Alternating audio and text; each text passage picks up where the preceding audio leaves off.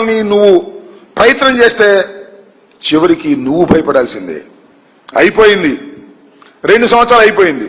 రేపు 9వ తారీఖుతో ఇంకా 3 సంవత్సరాలు ఉంది. 2 సంవత్సరాలైన టైం, 3వ సంవత్సరం యుద్ధానికి సిద్ధం. ఈ 2 సంవత్సరాల తర్వాత నువ్వు ఇప్పుడు ఆడుతున్నటువంటి వికృతమైన ఆటకి ప్రతిఫలం అనుభవిస్తావు. గుర్తుపెట్టుకో. అడ్డగోలైన ఆట ఆడుతా ఉన్నావు. భారతీయ జనతా పార్టీ దగ్గర ఎన్డీఏలో ఉన్నాననే ఉద్దేశంతో. కానీ ఎన్డీఏ కూడా నిన్ను నమ్మిద్దని నేను అనుకోను. ఎందుకంటే పచ్చి మోసగాడివి. ఇప్పుడు ఎలా ఉంటావో తెలియవు. ఎవరికి రాజ్యసభ ఇస్తానంటావో ఎవరికి ఇవ్వనంటావో తెలియదు. నీకు జుట్టు దొరికిందంటే కుమ్మి పారేస్తావు. ఈ విషయాలన్నీ కూడా వాళ్ళకు తెలుసనే విషయాన్ని కూడా నేను ఈ సందర్భంగా చెప్పదలుచుకున్నాను. ఇలాంటి దుర్మార్గమైనటువంటి రాజకీయాలు సిట్టాడినా లేదు ఆంధ్రజ్యోతి, ఈనాడు, కిరణ్, రాధాకృష్ణ మీరు ఆడినా అయ్యా ప్రతిఫలాలు ఉండవని కూడా ఈ సందర్భంగా చెప్తున్నా. ఏదో కాస్త కష్టపడతాం, కాస్త ఇబ్బంది పడతాం మానసికంగా, అంతే తప్ప ధైర్యంగా ఎదుర్కొనే కార్యక్రమాలు తప్పనిసరిగా చేస్తామని ఈ సందర్భంగా చెబుతూ, మమ్మల్ని గొడ్డలి పార్టీ అనేటువంటి నారా చంద్రబాబు నాయుడు గారి జీవితం అంతా ఆయన ఎదుగుతూ వచ్చాడు. పాపం ఒక శాసనసభ్యుడు, మంత్రి కాంగ్రెస్ పార్టీలో, తర్వాత తెలుగుదేశంలో మంత్రి, తర్వాత ముఖ్యమంత్రి, చాలాసార్లు ముఖ్యమంత్రి.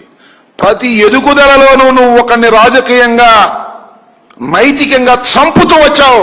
గుర్తుపెట్టుకో, చంపుతూ వచ్చావు. నువ్వు ఎన్టీ రామారావు గారిని వెన్నుపోటు పొడిచావు, నీ బామ్మర్దుని వెన్నుపోటు పొడిచావు, నీ బామ్మర్ది కొడుకుని వెన్నుపోటు పొడిచావు, నీ తోడలను వెన్నుపోటు పొడిచావు, నీ తమ్ముడిని వెన్నుపోటు పొడిచావు.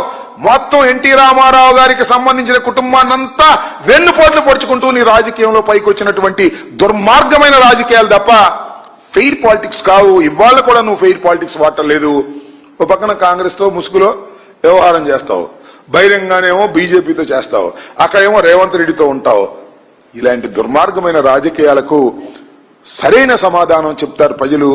కాకపోతే 3 సంవత్సరాలు టైం ఉంది. ఏదో మన కూటమి వ్యవహారం, లేదా ఏదో పరకాల ప్రభాకర్ గారు చెప్పినట్టు మరి ఈ ఈవీఎం మిషన్ లో ఏం జరిగిందో తెలియదు. కానీ ఏదో అధికారం వచ్చింది మీకు, శాశ్వతం కాదు ఇది.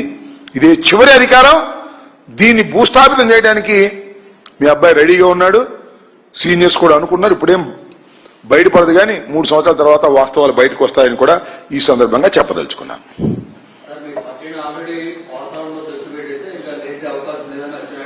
ఏంటండి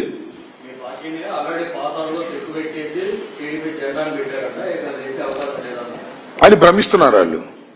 ఆల్రెడీ మా పార్టీని పాతాళంలో తొక్కబెట్టగలిగినటువంటి సమర్థత గాని ఆ ధైర్యం గాని నారా చంద్రబాబు నాయుడికి లేదు.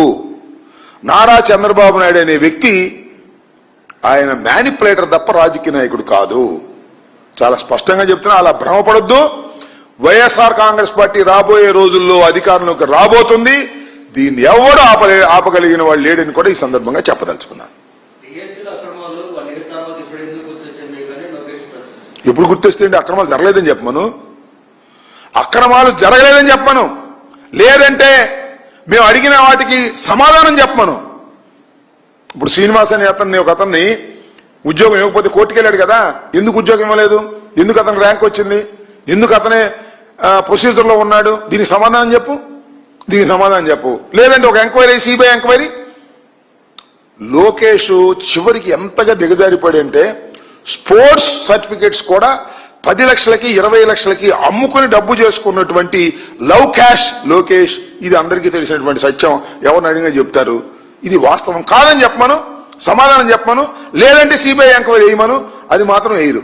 ఊరినే డప్పాలు కొట్టే కార్యక్రమం చేస్తున్నారు. ఇంకా